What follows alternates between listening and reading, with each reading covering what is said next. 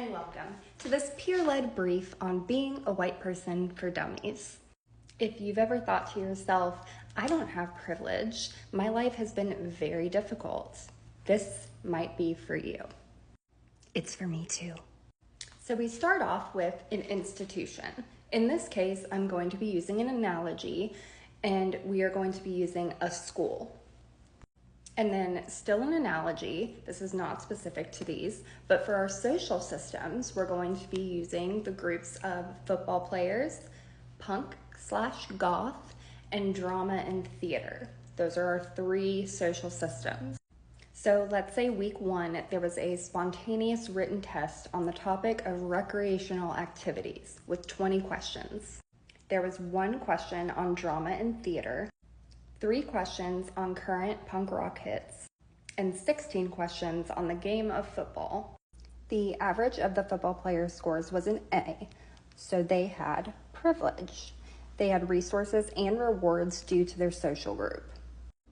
The average of the punk goth kids was a C, and the drama theater average was an F.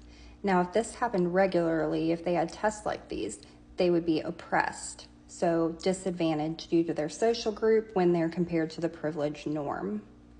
Now, this is not a perfect analogy by any means, but as you can see, the system created the conditions, the test, not the football players.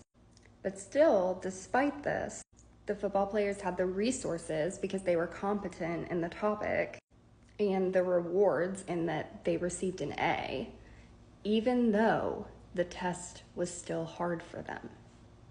And if these 3 groups took their tests independently of each other, and the football players thought the whole time that the other groups had different questions based on their recreational activities, and today the principal came and said, hey, football players, this is what actually happened. So the football players were today years old when they realized they had privilege. What are some things you think the football players could do going forward?